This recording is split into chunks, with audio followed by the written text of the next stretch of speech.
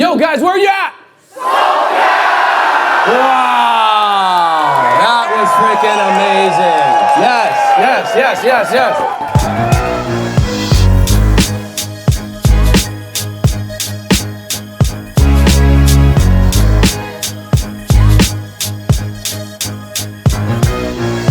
Men, here's a couple of things. The first thing I would tell you, not just men, but everybody, the number one most important thing you're gonna need in your life is what? It's a good spouse. By far the most important thing. And I love your guys' story. I love you guys so much. It's by far the most important story. Now, if Laura came into my life and she was this person, and she has been this person for 16 years for me, I say, hey, I'm gonna go help. Actually, what's funny about my wife, how many people know about Maddie, the homeless person we helped get off the street last year? Okay. My wife, what was so cool is I don't have to go tell my wife, hey, I'm gonna go spend 3 or 4 days helping this homeless lady. She sees it on my Instagram. She goes, hey, how can I help? What do I need to do? And she's just so great. I then announce a 100-city tour, and then she calls me, she goes, hey, how can I help plan? Did I call my wife and go, hey, we're gonna go on a 100-city tour in 100 days? I know this is crazy, but my wife is that foundational that she goes, whatever the mission is, I am there to support whatever this crazy dream of yours is. Now, here's the other side of that token. Can I have crazy dreams and not accomplish them and just continue to talk and talk and talk and not accomplish my goals? Okay, so a lot of the men in here that will come up to me and they'll say, what's the most important thing I could do right now? I go, choose the right partner, choose the right spouse. And then secondly, fulfill on what you keep saying you're going to fulfill on. If you keep saying you're going to do a wholesale deal, then shut your gosh dang mouth and go do a gosh dang wholesale deal. If you keep saying you're going to go do a fix and flip, then bring it home. It's like a caveman that leaves the cave and says, I'm going to go hunt the deer. And then for months and months and months, wastes all his bows and arrows and is never in the cave hanging out with his family, but never brings home a deer. At some point, that woman's got to leave, bro. And so some of you guys will come up to me, and this is the literal question they ask. The question they ask is, how do I get my wife on board with me? Perform. Perform. It's really hard for your wife to build an empire if you can't even pour the foundation. Your job as the man, I'm sorry, if you are the moneymaker in this relationship, you also can be a woman. Just help me be generic tonight. But men, you need to perform. You need to do what you say you're gonna do. By far, here's what's great about women. Women are not shallow pieces of crap like we are. They're not. Women will freaking date a one-eyed, one-armed, ugly mother effer as long as he does one thing, what he says he's going to do. Women, am I wrong? No. By far, do I have to be 6'4" to be attractive? No. I have to do what I say I'm gonna do, is that right? Exactly. Okay. So men, when you come up to me and go, what's the number one piece of advice you could give me right now? I'm like, oh dude, I gotta unravel this and like really tell you the truth is, are you doing what you say you're going to do? Are you honoring your commitments?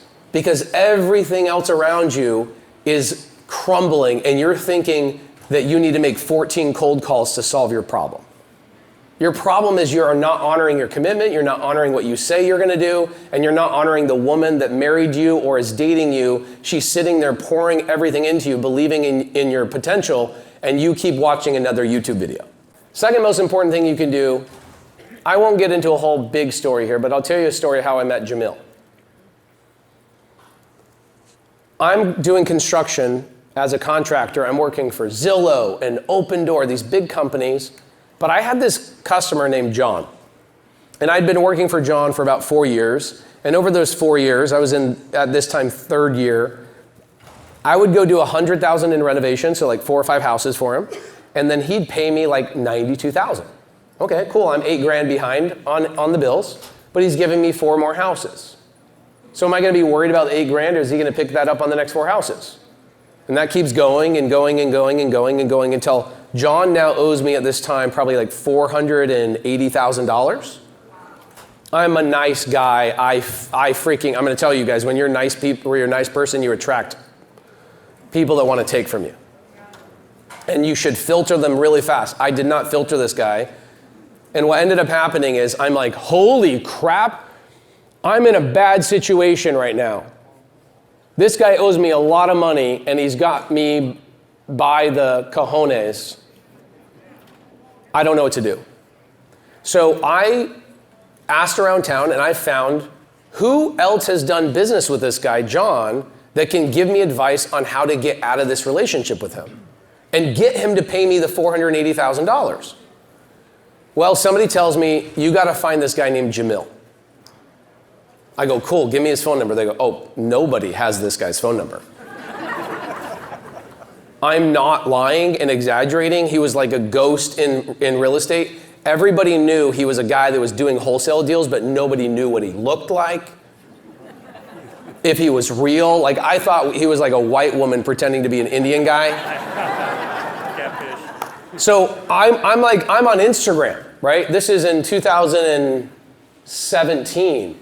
I'm on Instagram. No, I'm sorry, this is like 2015. I'm on Instagram looking for this dude. Like, where is this guy? Where is this guy? Where is this guy? And I find Jay Damji. Not Jamil Damji, Jay Damji. I'm like, I'm looking for this person as if $480,000 relies on it. Find a picture of an owl and an Instagram handle that says Jay Damji. So I send him a message. I go, hey, this is my situation. Would you have lunch with me? 2 weeks later, he replies back and he goes, yeah. I'm like, am I getting catfished? What is going on? Is it really, does anybody really have a name Jamil? I've never heard that before. So we go to lunch and we sit and we chat about the situation. And I knew in this moment that this guy was willing to sit down with me and educate me without malice, even towards John, the guy had taken advantage of him prior. He just said, get out of the relationship right now, run. That $480,000 is gone. It's gone. It's freaking gone. Run from the $480,000. It doesn't exist. Go create another $480,000. That's how you get that back. Okay. So I listened to him, right? What did I do? So John calls me up and he goes, hey, now Jamil taught me a lot about real estate. He showed me in tax records how to find out how many liens somebody has on houses. John was getting first lien positions, then second lien positions, and then third lien positions well above what the house was worth. And I had not even filed a single lien as the contractor who he owed money to, because I trusted him, right? Jamil says, run. Okay, so John calls me, goes, hey, if you can help me finish these next 15 houses, I can get you paid everything. So I called Jamil and I go, hey, can you help me sell 43 of my sub 2 deals? I need to liquidate a lot of these houses. And he goes, you're not going to put that money in John's pocket, are you? I'm like, no. Well, 6 months later, John has all of my money, $1.1 million, and I get a letter in the mail. What's that letter? John's filing bankruptcy now for the second time of his life. I'm one of 45 people he's filing bankruptcy on. Should I have listened to my new friend? Okay. And here's what's great about Jamil. And this goes into the second thing that you're going to need. And I hope people will watch this before they ask me all these other questions. They're like, what do you think I should do? Jamil and I have made millions of dollars together. He's helped me sell probably 500 deals. Out of those 7,000 wholesale deals he did, he probably helped my team sell 500 of those. Him and I have made so much money together. But he's never counted my money and I've never counted his. And this man has stood by my side in some of the most challenging parts of my life. I've stood by his side in some of his most challenging parts of his life. And so the second thing that you need, the second most important decision you'll ever make in your life is who is standing at your back, staring the opposite direction and protecting you. Who is your best friend? What are they working on all day long? What are those conversations that you're having privately every single day? Because I know a lot of men, okay? A lot of men are going home and you're hanging out with the people that you go to your 9 to 5 with. And they might be great people. They might be amazing people, but the conversations they're having are 9 to 5 conversations.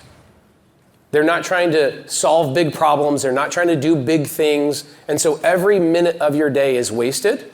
And you come to me and you go, what should I do? What's the number one most important thing you would tell me to do? I'm like, marry an amazing woman, do exactly what you tell her you're going to do, and then get incredible friends that will have your back that are doing the exact thing that you want to do.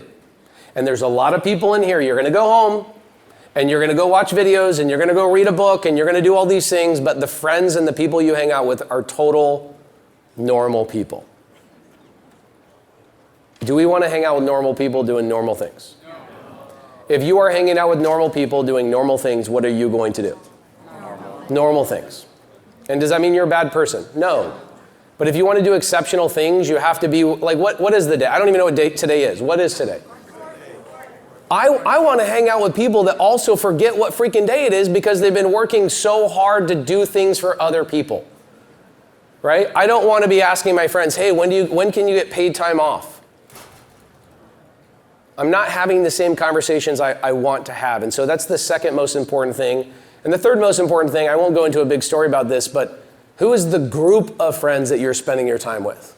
And you see these guys that are leading this meetup, and you see this room, you guys were already preemptively networking and spending a lot of time together. How many people have friends in this room right now that have changed your life? There you go. And the people who don't have friends in this room, raise your hand, please. Raise them higher, come on. Guys, I'm telling you right now, the most important people in this room are not the speakers. It is not me. I might be a good excuse that these people showed up, but by far it's the Casey Savages. It's the, let me say, Dave Lisi. Is that D-Rock back there, brother? Okay, D-Rock. I could go through and just name all these people that are far more important than me. The challenging thing is I spend all my time networking and helping them, and they help me, so I know them. This conversation of I'm sitting and looking at a speaker should be the last reason you come to an event. The most important part of the event are the people that are in this room. I'd say 30% of this room I already know personally, and I could name by name by name, and I could tell you the last deal they did. That is the third most important thing that you'll do in your life. It's not picking a strategy. It's not making a certain amount of phone calls. It's not doing any of those things. And you look at a guy like Dave Lisi, Alaskan right there, blue shirt. Dave has now been to 53 meetups, I would guess. I've been to 100. He's been to 53. Why would he go to 53 meetups? That's a freaking great answer. Whoever gave that, who said that? Somebody said that it's cold in Alaska. You're not wrong. That is true. He had a plumbing leak in his house the other day. He's like, screw this. I'm not going to fix it. I'm just going to California. So Dave has traveled around the country because he understands who cares about pace. Pace is really good at getting people to show up, but I want to get around the room and do deals. Dave has helped multiple people get their first deal on the tour. Gone to appointments for them, bought the deal for them, gave them a $10,000 check. You've got those people in this community, in this room. So that is by far the third thing. And so people will ask me, what's the technical thing that I should do? And I'd love to get to the technical questions, but I'm going to tell you, if you've picked a bad spouse or you're not honoring your spouse, you're going to have a really hard time doing what I tell you to do.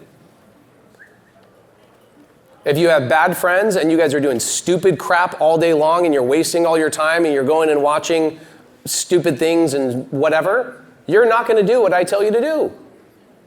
On the contrary, if Casey Savage, for example, I bring Casey Savage, he's front row, so I'm going to pick on him a lot. If I bring Casey Savage an RV park, okay, to look at, he's going to help me underwrite that RV park. He's then going to pester me. He's going to bother the piss out of me until he gets what he wants, because that's the kind of friend I need him to be. He's that gangster. So he will go to me and go, what's going on with the seller? Hey, when are you going to talk to the seller next? Hey, when can we meet with the seller? Those are the friends that you need. Not the people that are like, hey, what are you working on today? And what's going on? And how are the kids? Guys, if I cared about your kids, I would never ask about your kids. I would help you produce income for your kids. Do I care about your kids? Yes. The point is, if I'm here hanging out with you, I'm taking time away from my wife and my children, and guess what you're doing too? Taking time away from your wife and your children. And how dare I think it's disrespectful if I'm not coming to the table to produce something for you to take home to your kids. Okay? These kinds of friends are the third most important thing that you'll ever need in your life. Second most important thing, third most important thing is a group of them that are hanging out. And you hang out with a bunch of badasses, don't you, Casey? By the way, his last name is Savage. And he is freaking savage, which is awesome. Okay. So, we got a lot of people here. It's already really late. I hope that I gave you guys something. Was it somewhat helpful? A little bit? Okay. It's the stuff that I hate. I hate mindset so freaking much. I'm a blue collar guy. Show me the blueprints, give me the hammer, shut your stupid mouth, let me get to work. That's my personality. But the more people I meet, I met 30,000 people over the last 120 days. Those three things are everybody's biggest problem. Your spouse doesn't believe in you because you're the boy who cried wolf. You keep saying you're going to do what you're going to do, but you don't do anything about it. Then you go home to losers, and you have loser conversations, and then you think that reading a book is going to solve your problem. It won't. If you don't have these three things, don't even try getting into an RV park. You are going to struggle. Period. End of story. Okay. Mean pace is gone now. So,